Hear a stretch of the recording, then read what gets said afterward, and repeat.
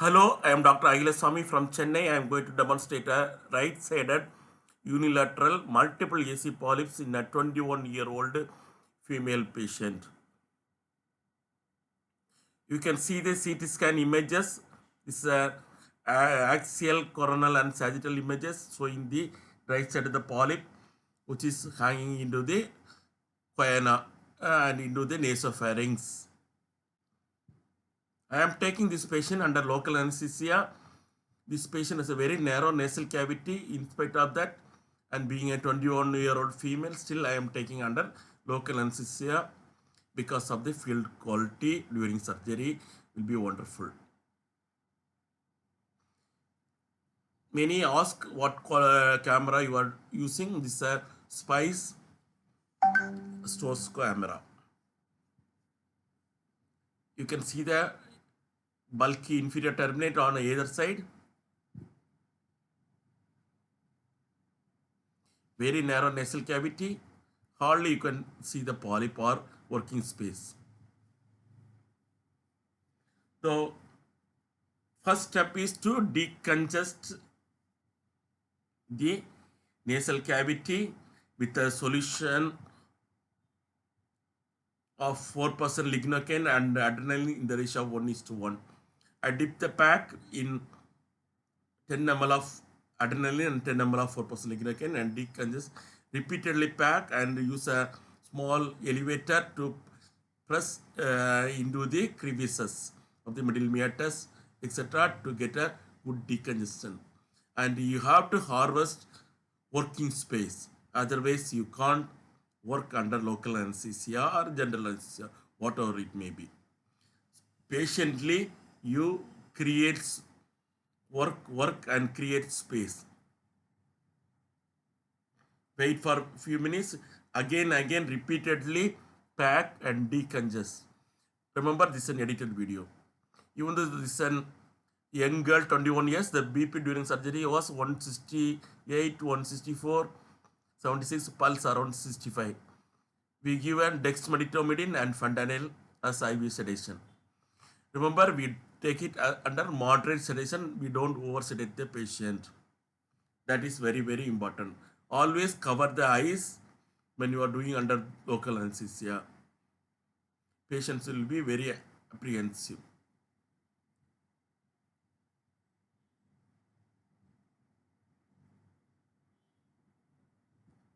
After repeated decongestion, you can see the middle meatus, but still very narrow working space.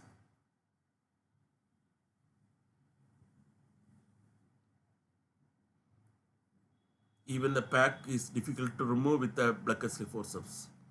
And you can have a glimpse of the polyp in the choana. And it was hanging quite a big size in the nasopharynx. You can see multiple polyps, and this polyp is pulsatile because of the respiration. I am giving this sphenopalatine block. Even though the polyp is blocking the sphenopalatine area, with my experience, I am giving it blindly. It may work, it may not work. If it doesn't work, you have to give a keratopalatine block.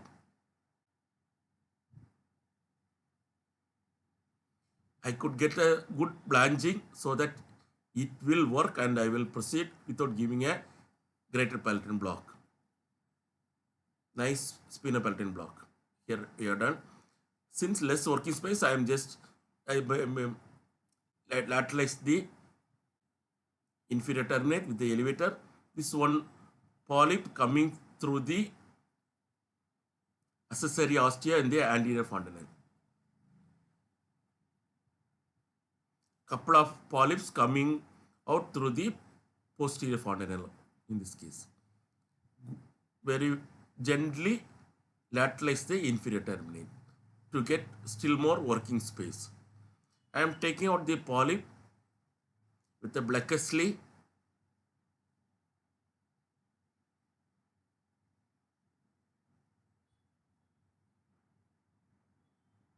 The nasal part that came out from the accessory ostia in the anterior fontanelle. Now there are a couple of polyps there coming through the posterior fontanelle. You can appreciate.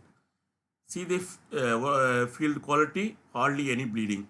That's the beauty of doing under local anesthesia, even at a BP of above 160 systolic.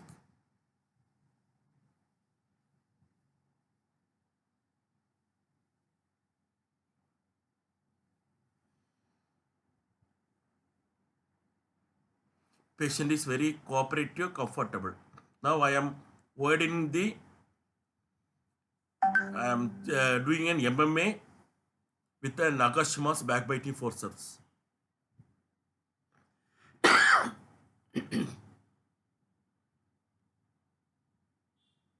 Again, you hardly find much any bleeding.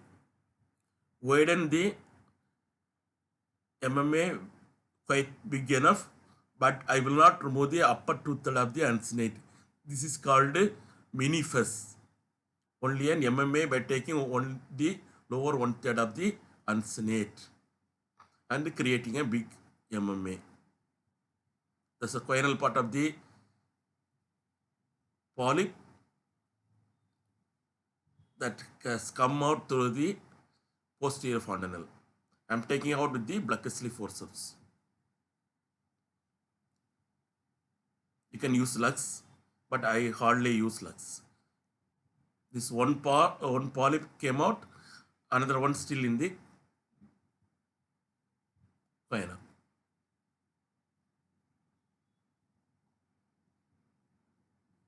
Multiple antrocoinal polyps are quite rare.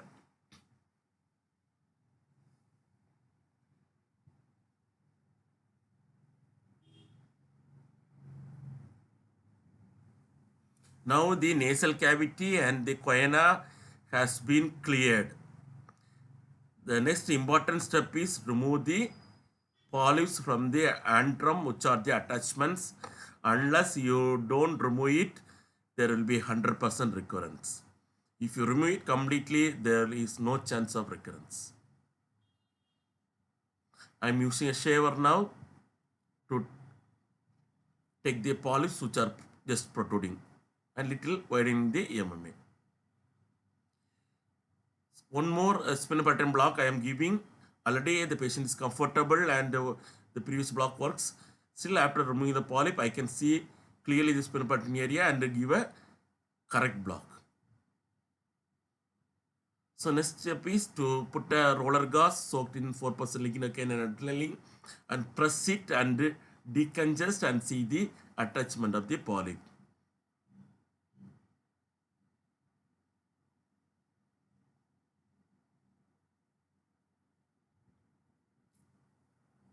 In this case, the polyp was attached to the posterior and posterolateral wall. Then the surgery is quite easier. You can see it is attached to the posterior and posterolateral wall. Posterior and lateral wall. And some to the floor. Now I am using rad cysti blade to take out the polyp. You can appreciate the field quality, hardly any bleeding, and you can visualize the good field quality, which is very important when you are doing a surgery to avoid complications.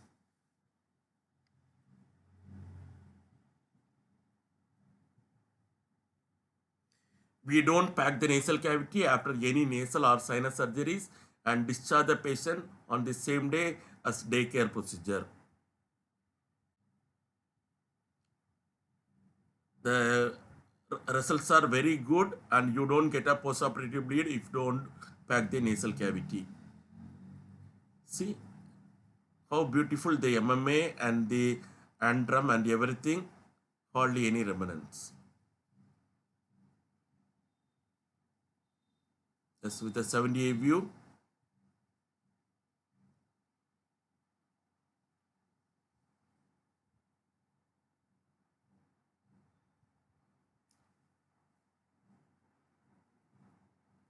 Small polypodal mucosa, I am just taking it out which was that attachment of the anterior polyp.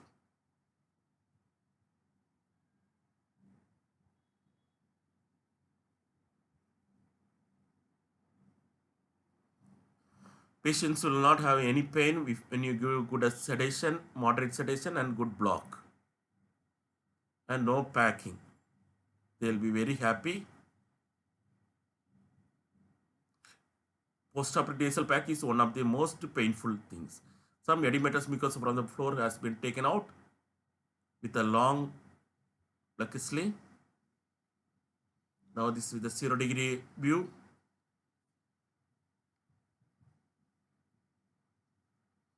Patient is comfortable, no bleeding, no post-op bleeding. Thank you for watching. You can contact me at this address anytime. Thank you.